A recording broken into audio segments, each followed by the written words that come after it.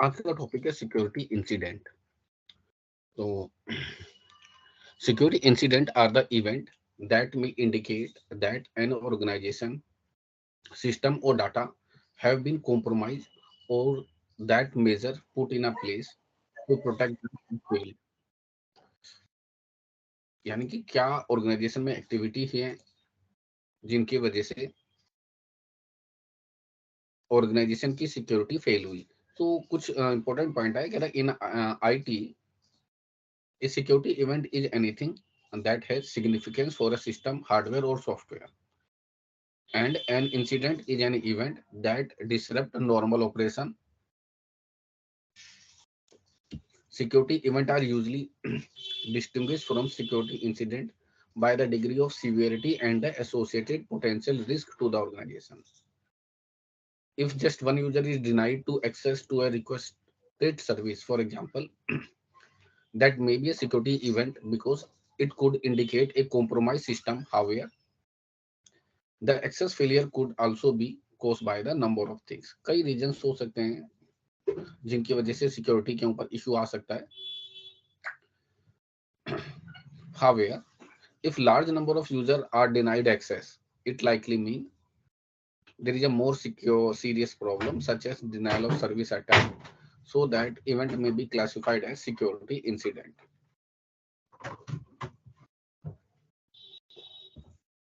A security breach is a confirmed incident in which sensitive, confidential or otherwise protected data has been accessed or disclosed in an unauthorized fashion। Unlike a security breach, a security incident does necessarily mean information has been compromised. Only that information was threatened. For example, an organization that successfully thwart a cyber attack has experienced a security incident but not a breach। अब point है, आपको पता कैसे चलता है कि security incident हुआ है, तो उसके कुछ पॉइंट हैं, उनको डिस्कस करते हैं। कहते हैं nearly every day there is a new headline about on high profile data breach or another, but there may many more incidents that go unnoticed because organization don't know how to detect them। कह रहे यार बहुत सारे organisation में ऐसा नहीं कि ये नहीं होता, होता है, बट ऑर्गेनाइजेशन ही कई बार इसके लिए अवेयर नहीं होती है।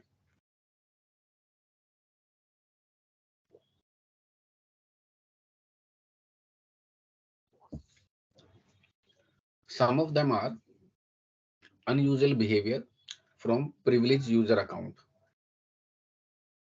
An anomaly in the behavior or privileged user account can indicate that someone is using to gain or foothold into a company network। आपके अकाउंट से आपको कोई ऐसी एक्टिविटी जो आपको लगता है कि आपसे रिलेटेड नहीं है, बट आपको कुछ अनयूजुअल बिहेवियर लगता है, तो ऐसा हो सकता है that someone is using it to gain a foothold. यानी कोई आपके ऑर्गेनाइजेशन के अंदर आपके अथॉरिटी को एक्सेस करने की कोशिश कर रहा है। Unauthorized insider trying to access servers and data. Many insiders will test the water to determine exactly what system and data they can access।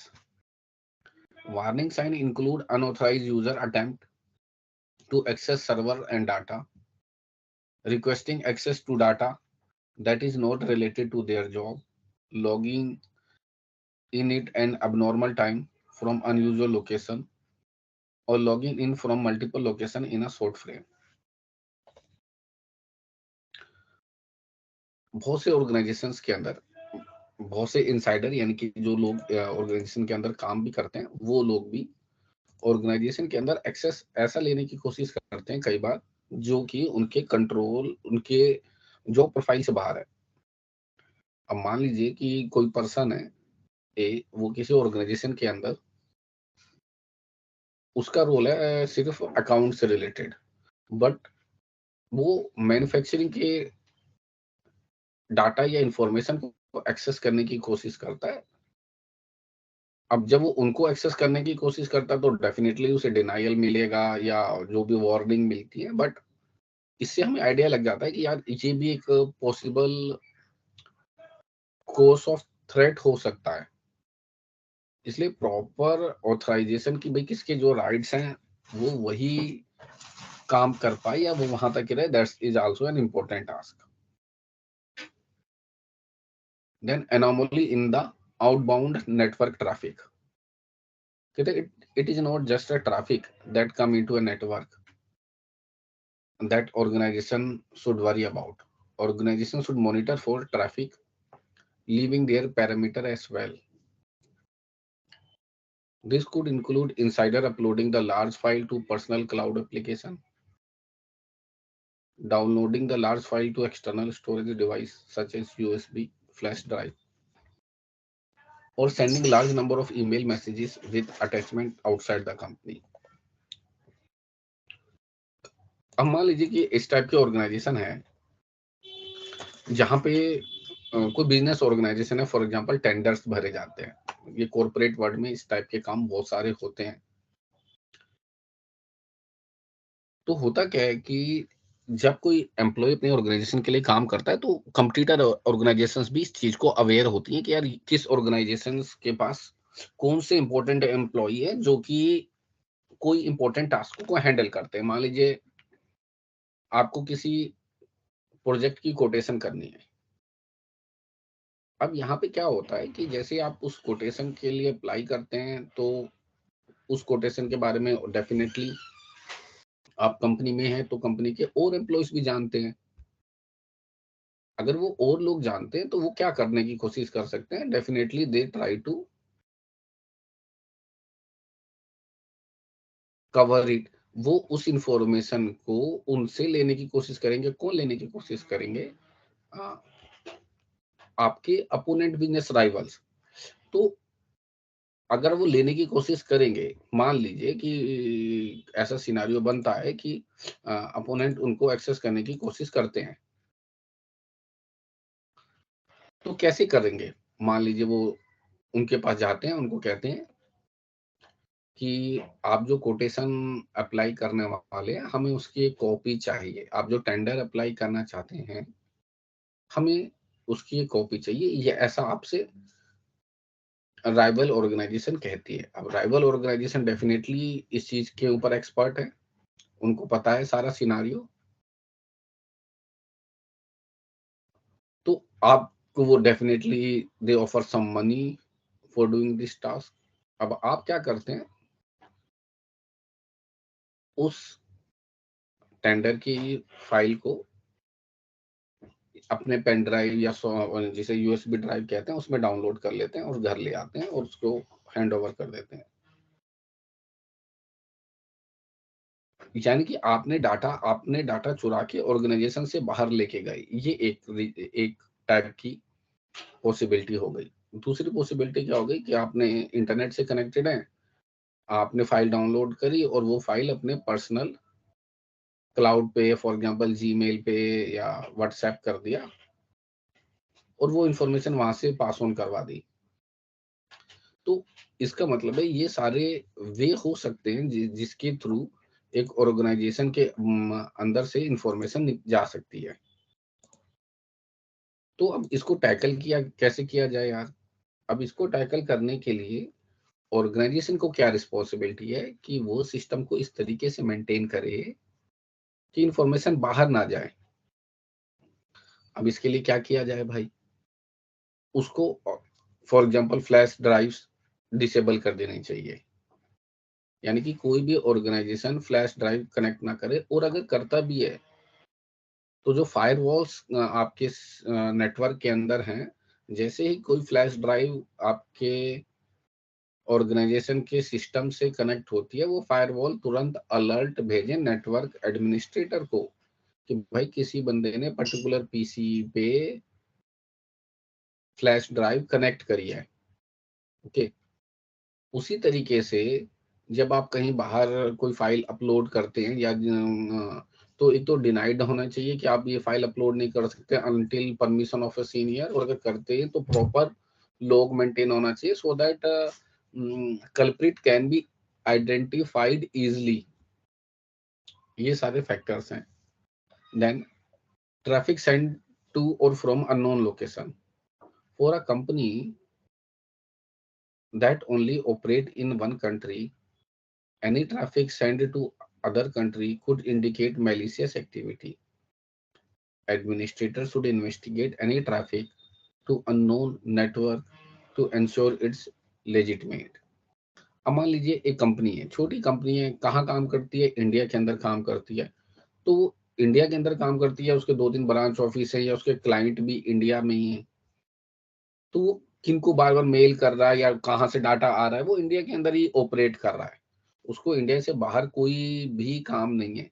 लेकिन फॉर एग्जांपल नेटवर्क एडमिनिस्ट्रेटर ये ऑब्जर्व करता है कि ऑर्गेनाइजेशन के अंदर से कुछ मेल आउटसाइड कंट्री, या कहने का कंसेप्ट ये है, ऐसी लोकेशंस पे जा रहे हैं जिन लोकेशन से कंपनी का इंटरेक्शन नहीं है। यानी वहां पे नेटवर्क ट्रैफिक आपका मूव ऑन हो रहा है, वहां से आ रहा है या जा रहा है फॉर एग्जांपल। तो वो लोकेशन सस्पिशियस लोकेशन हो सकती है ऑर्गेनाइजेशन पॉइंट ऑफ व्यू से, क्योंकि ऑर्गेनाइजेशन की कोई भी डीलिंग उस जगह पे नहीं है। This is the point. तो जब ऑर्गेनाइजेशन की कोई डीलिंग उस पे नहीं है, तो इससे क्या पता चलता है? इससे ये पता चलता है कि यार ये लोग, ये ऑर्गेनाइजेशन या इस टाइप के ऑर्गेनाइजेशन पे कुछ, आपके ऑर्गेनाइजेशन के अंदर कुछ ऐसे पर्सन हो सकते हैं जो ऐसी सेंसिटिव इंफॉर्मेशन को बाहर पास ऑन कर रहे हों। Then excessive consumption, an increase in the performance of server, memory or hard drive may mean an attacker is accessing them illegally. Network administrator on a time अपने server या other resources की performance और उन पे load भी observe कर सकता है, या करता है, या करना चाहिए, दोनों ही फैक्टर हैं। क्योंकि it's a role of network administrator. For example कि मान लीजिए कि सर्वर का consumption for example on average basis पे 50 to 60% रहता है, यानी उस पे इतना लोड रहता है, उसका सीपीयू इतना बिजी रहता है for example. But on some particular point of time, yeah, on some particular day, the consumption increase, for example 95 to 100%, that mean at that particular moment of a time कुछ ऐसा work हुआ है जिसकी वजह से इतना लोड पड़ा है। तो why and what work is conducted at that particular period of a time, जिसकी वजह से वो प्रॉब्लम आई है, that could be the reason। तो ये एक नेटवर्क एडमिनिस्ट्रेटर जो कि एफिशिएंट है, वो इन छोटे छोटे हिंट से ये आइडिया लगा सकता है कि यार कहीं पे कोई ऐसी बात तो नहीं है जिससे ऑर्गेनाइजेशन की सिक्योरिटी कॉम्प्रोमाइज हो रही हो। Another point is the change in the configuration. Changes that have been approved that have not been approved, including reconfiguration of services, installation of startup program or firewall changes, are a sign of possible malicious activity. The same is true of scheduled tasks that have been added. अब मान लीजिए आपके firewall की setting बदल बदल जाती है, या कोई बदल देता है, या कोई आपका ऐसा सॉफ्टवेयर या ट्रोजन प्रोग्राम ऐसा है जो कि आपके फायरवॉल की सेटिंग, आप अगले एक दिन आते हैं, नेटवर्क एडमिनिस्ट्रेटर ऑफिस आता है ऑर्गेनाइजेशन के अंदर, सिस्टम को लॉग इन करता है, he found that there has been change in the setting of a firewall. अब फायरवॉल की सेटिंग कोई भी देखिए, काम तो अपने आप खुद से तो कुछ होता नहीं है, डेफिनेटली किसी ने तो किया है, चाहे सॉफ्टवेयर के थ्रू किया है या खुद मैनुअली जाके किया है। तो ये जो चेंजेस आते हैं, क्योंकि अगर फायरवॉल में अगर परमिशन चेंज नहीं करेगा तो डेफिनेटली फायरवॉल कुछ जो भी रिस्ट्रिक्शन लगे हुए हैं सिस्टम पे वो मेंटेन रहेंगे, और डाटा को वो कहीं से भी फ्लो होने नहीं देगा, या ऐसा जगह पे जो कि ऑथराइज ना हो। तो अगर उसको वो ऑथराइज करवाना है तो definitely he have to change something in the setting as well. तो वो सेटिंग को भी मॉनिटर की जा सकती है at time to time. Then there is a hidden files. This can be considered suspicious because of their file name. size or location which indicate the data or logs may have been leaked. Hidden file एक पुराना secret रहा है आपके data को छुपाने का, चुराने का, जो ये हिंट दे सकता है कि आपका डाटा लीक हो रहा है. Then unexpected changes. These include user account lockouts, password change, or sudden change in the group membership. Abnormal browsing behavior. This could be unexpected redirect change in the browsing configuration or repeated pop-ups. मान लीजिए कई बार आपने खुद देखा होगा, कई बार आपका browser उस तरीके से बिहेव नहीं कर रहा जिस तरीके से आपको लगता है कि ठीक बिहेव नहीं कर रहा. आप फाइल कुछ ओपन कर रहे हैं, सडनली एक पॉपअप आ गया ऊपर. पॉपअप क्यों आ गया? पॉपअप तो अलाउड ही नहीं थे फॉर एग्जांपल आपके ब्राउजर के अंदर. सो ये जो एक्टिविटीज हैं ये एबनॉर्मल ब्राउजिंग एक्टिविटीज को या बिहेवियर को इंडिकेट करती हैं. Then suspicious registry entry. This happen mostly when malware infect Windows system. It is one of the main way malware ensure it remain in the infected system. अब कोई system कोई malware आपके system के अंदर आ गया